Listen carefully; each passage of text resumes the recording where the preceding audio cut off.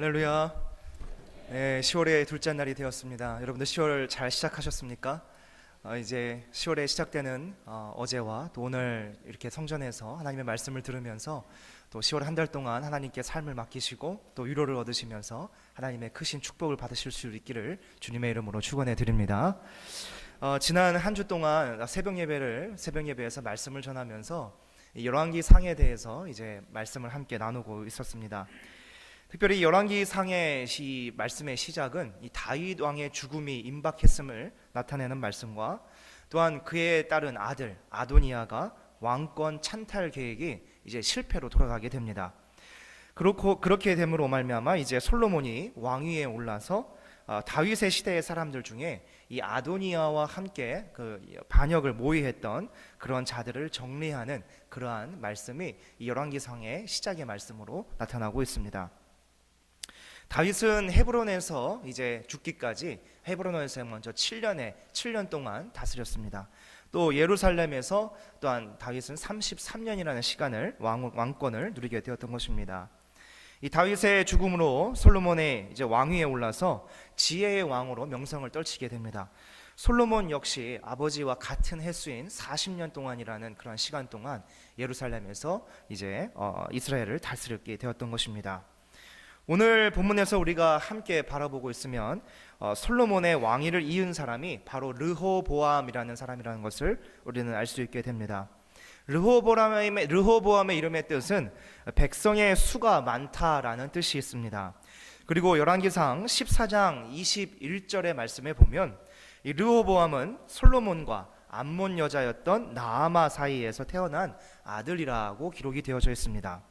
이 성경의 기록을 자세히 살펴보면 보통 유다 왕들의 기록에는 대부분의 어머니의 이름이 함께 기록되어져 있습니다. 이것은 왕들의 정치에 그 모친의 영향력이 작용했다라는 것을 암시하는 그러한 말씀이 되는 것입니다. 이 다윗의 아들 아도니아가 왕위에 오른 솔로몬에게 직접 찾아가지 못하고 다윗의 아내였고 솔로몬의 어머니였던 밧세바를 찾아가서 다윗 왕의 여인이었던 이 아비삭을 요청하는 장면이 열왕기상에 나타나고 있습니다. 그리고 그 간청을 대신해달라, 솔로몬에게 대신해달라라는 그러한 말씀의 대목을 보아서도 바로 어머니의 영향력이 이 왕에게 미치고 있었다라는 사실을 우리는 알 수 있게 되는 것입니다. 이처럼 어머니의 영향력이 미칠 수밖에 없었던 그런 왕권을 생각해 보게 될 때 이 이방 여인이었던 르호보암의 어머니는 바로 이방 종교를 들여와서 타락한 풍습을 전한 사람으로서 솔로몬이 살아있을 그러한 생존 시에는 왕으로 하여금 우상을 용납하도록 요청을 했던 사람이었고, 또 이제는 왕이 된 그의 아들 르호보암에게 우상을 유다 지역 전체에 퍼뜨릴 수 있도록 조종했던 인물이 바로 이 르호보암의 어머니라는 사실입니다. 이렇게 생각해 볼 때 이스라엘은 종교적으로는 우상 숭배로 인한 백성들의 죄악이 날로 만연해져 가고 있었습니다. 또한 정치적으로는 르호보암의 아버지였던 솔로몬의 시대부터 부과되었던 이런 세금과 노역이 과중했기 때문에 백성들은 그것에 대해서 불만을 가질 수밖에 없었던 것입니다. 르호보암이 이제 왕위에 오르게 되자 백성들은 이제 르호보암을 찾아가서 자신들의 입장을 하소연하고 있습니다. 12장 4절 말씀에 보면 왕의 아버지가 우리의 멍에를 무겁게 하였으나 왕은 이제 왕의 아버지가 우리에게 시킨 고역과 매우 무거운 멍에를 가볍게 하소서, 그리하시면 우리가 왕을 섬기겠나이다 라고 요청하는 그러한 모습이 나타나고 있습니다. 솔로몬의 성전이 건축되기까지는 고역과 과중한 세금이 어느 정도 이해될 수 있는 부분이었습니다. 그러나 이제 성전 건축이 끝나게 되었고 또한 솔로몬마저도 이 세상을 떠난 그러한 시점에서 이 세금과 노역을 줄여달라는 그러한 백성들의 간청은 당연한 것이었습니다. 그러나 르호보암은 그러한 말을 듣고 있을 때 그 자리에서 즉시 대답하는 것을 회피하고 있습니다. 그리고 3일 후에 다시 돌아오라고 명령을 하게 됩니다. 르호보암에게 있어서 백성들에게 대답하기까지의 이 3일이라는 시간은 자신의 왕권이 얼마만큼 견고해져 갈 수 있는지에 대한 그렇게 견고히 세울 수 있는지에 대한 그런 판단을 하는 중요한 시기가 될 수 있었습니다. 그래서 이 르호보암은 먼저 찾아간 사람들이 이스라엘의 원로들이었습니다. 원로들은 왕으로서의 취해야 할 자세에 대해서 이제 권고를 하게 됩니다. 7절 말씀해 보니까 첫 번째는 왕으로서의 의무를 강조하고 있음을 보게 됩니다. 이 지도자는 권리를 누리기 전에 먼저 자신에게 주어진 의무를 행해야 하는 것이 바로 조직과 사회 안에서의 바른 리더의 모습이 될 수 있습니다.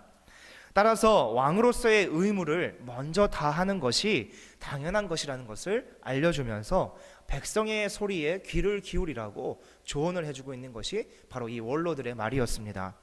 또한 어떤 것을 강조했습니까? 이 원로들은 르호보암에게 섬기는 자세에 대해서 강조를 하고 있습니다.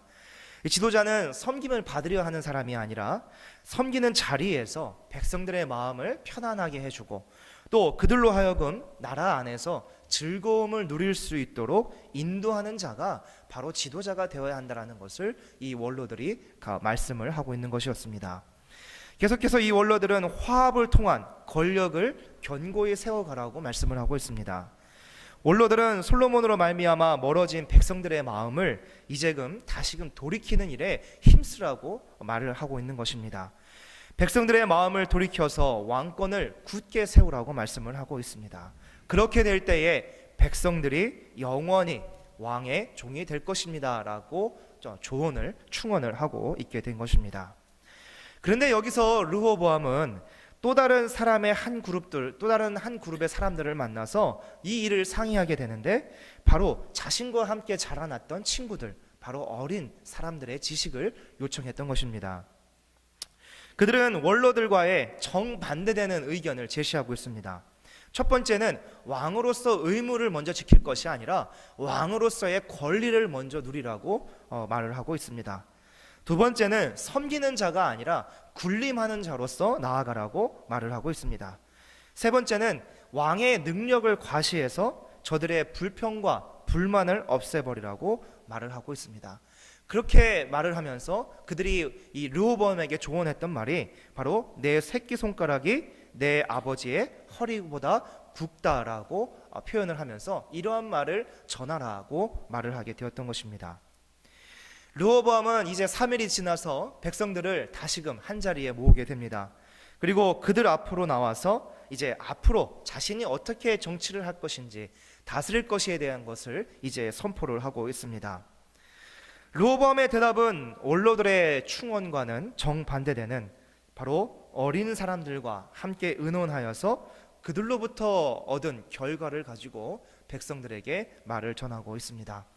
오늘 이러한 본문의 배경 가운데 르호보암이 백성들에게 전하는 이러한 말 가운데서 우리는 세 가지 형태의 말을 찾아볼 수가 있습니다.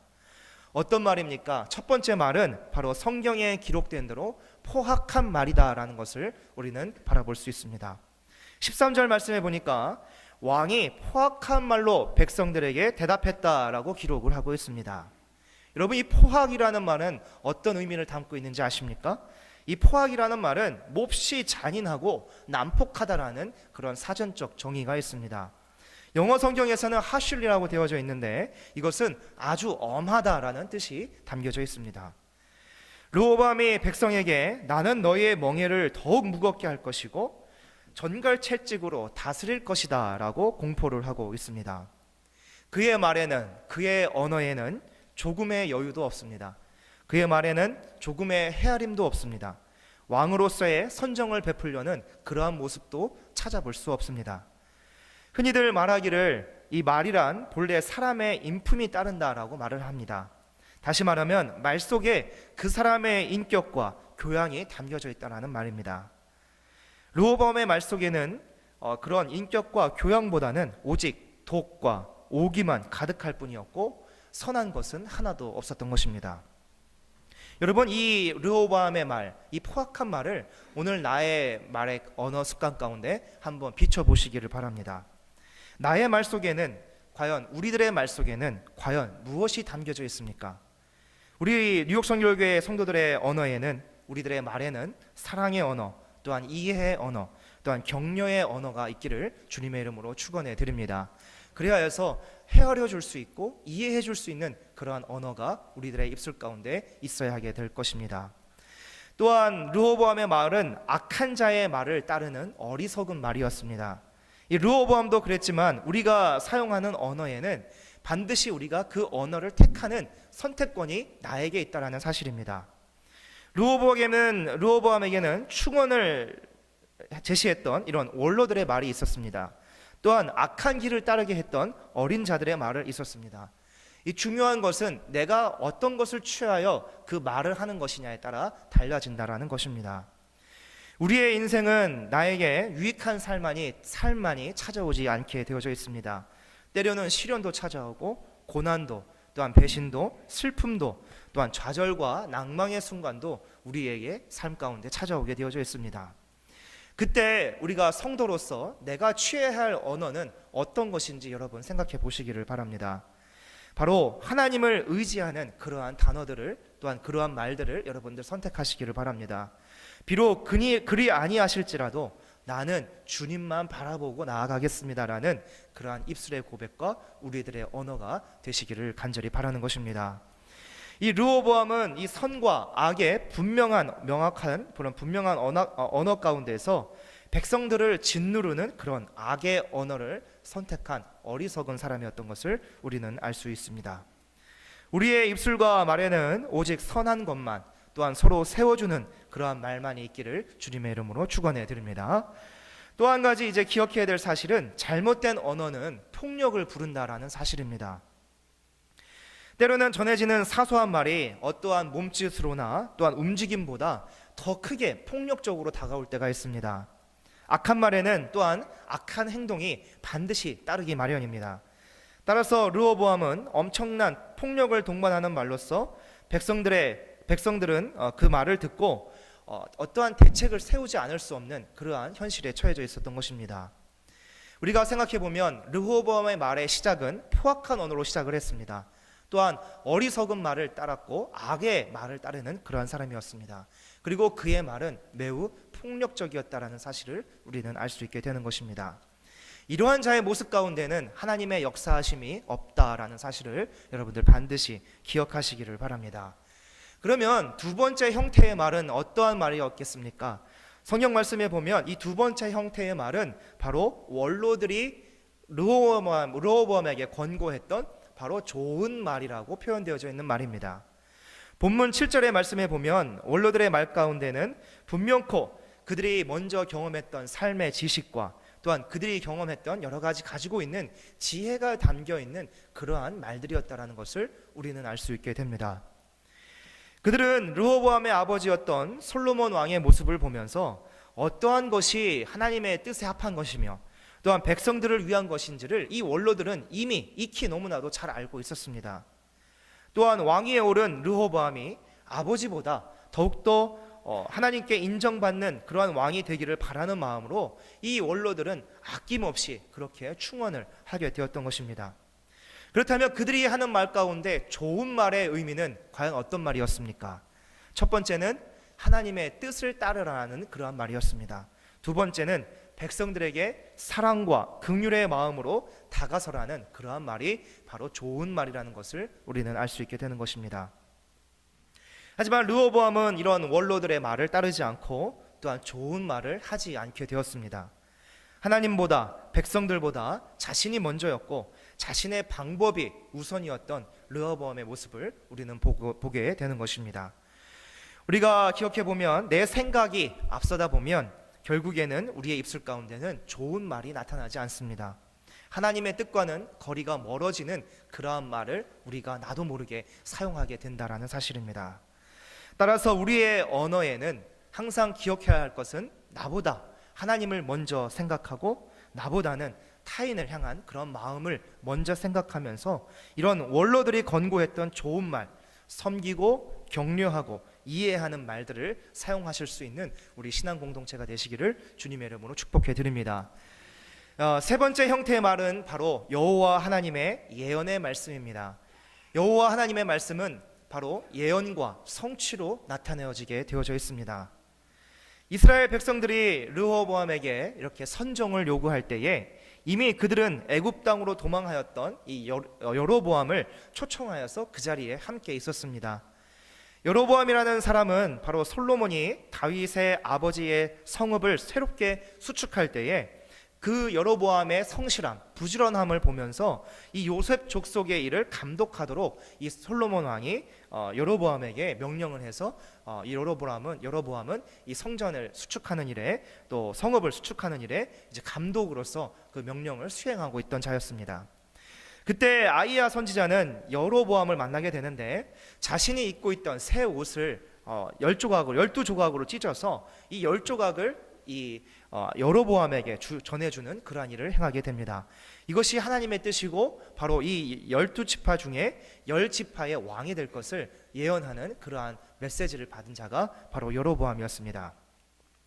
12지파 가운데 솔로몬의 나라를 하나님께서 나누셔서 10개의 지파를 여로보암에게 맡길 것이라는 그런 예언을 전해 주었던 것입니다. 이 이야기를 전해들은 솔로몬은 여로보암을 이제 죽이려고 했지만 여로보암은 이것을 알고 이미 애굽으로 도망을 간 상태였던 것입니다.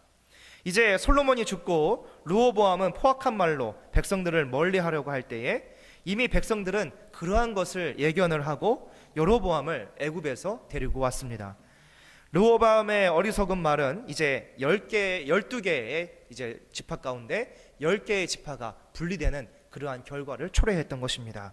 그리고 이 10개의 지파 가운데에서는 바로 이 여로보암을 왕으로 추대해서 이제 새로운 시대를 맞이하게 되는 것입니다. 따라서 15절의 말씀에 보면 여호와께서 전에 실로 사람 아히야로 느밧의 아들 여로보암에게 하신 말씀을 이루게 하심이다 라는 말씀이 오늘 성경 말씀 본문 가운데 나타나고 있는 것을 보게 됩니다. 따라서 오늘 우리가 생각해 볼 이 세 가지 형태 가운데 마지막 형태의 말은 결국에는 하나님의 말씀은 변하지 않으시며 약속하신 말씀은 반드시 이루시는 하나님의 말씀이라는 사실을 여러분들 기억하시기를 바랍니다. 하나님의 말씀은 바로 그렇게 예언과 성취로 기록이 되어져 있습니다. 따라서 우리가 예수 그리스도를 구주로 고백한 자들이라고 우리가 구주로 고백을 하고 하나님의 자녀가 된 사람들이라면 바로 그러한 성도들은 성취된 하나님의 말씀에, 약속의 말씀을 붙잡고 그 말씀을 의지하여서 살아가는 삶의 자세가 우리에게 필요하다라는 사실입니다. 그리고 또 하나님은 우리에게 약속의 말씀과 또한 위로의 말씀으로 오늘도 함께하고 계십니다. 두려워하지 말라, 내가 너와 함께함이라. 놀라지 말라, 나는 내 하나님이 됨이라. 내가 너를 굳세게 하리라. 참으로 너를 도와주리라. 참으로 나의 의로운 오른손으로 너를 붙들리라. 약속의 말씀을 하나님은 우리에게 주고 계십니다. 어떠한 상황 속에서도 하나님은 하나님의 방법대로 계획하시고 우리를 그곳으로 인도하신다라는 사실을 여러분들 믿으시기를 바랍니다. 우리에게 필요한 것은 무엇입니까? 우리에게 필요한 것은 오직 순종과 믿음뿐이라는 사실을 여러분들 반드시 기억하시기를 바랍니다. 오늘 이렇게 이스라엘이 분열되는 역사적인 사건 속에서 세 가지 형태의 말에 대해서 우리가 말씀을 통해서 함께 바라보았습니다. 르호보암과 함께 자라난 어린 사람들의 포악한 언어를 사용할 것인지, 아니면 인생의 경험과 지혜를 통해 권고하는 원로들의 말처럼 좋은 말을 사용할 것인지, 그것은 바로 우리의 선택에 달려져 있습니다.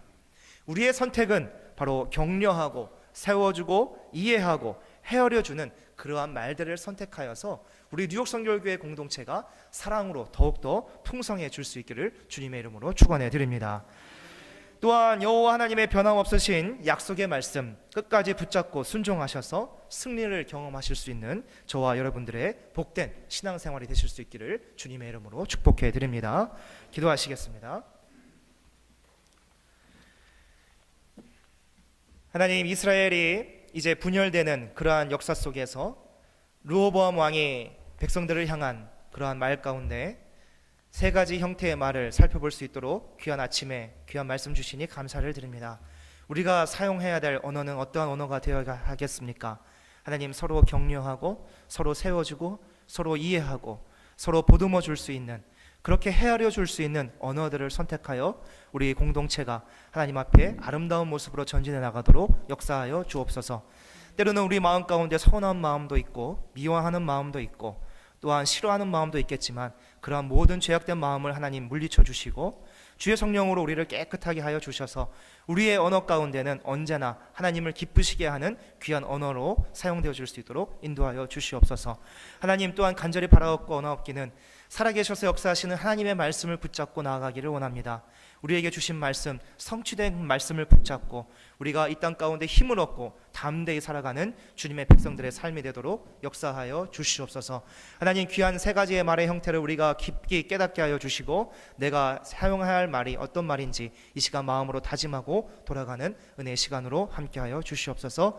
우리 구주 예수님의 이름으로 감사드리며 기도하옵나이다. 아멘.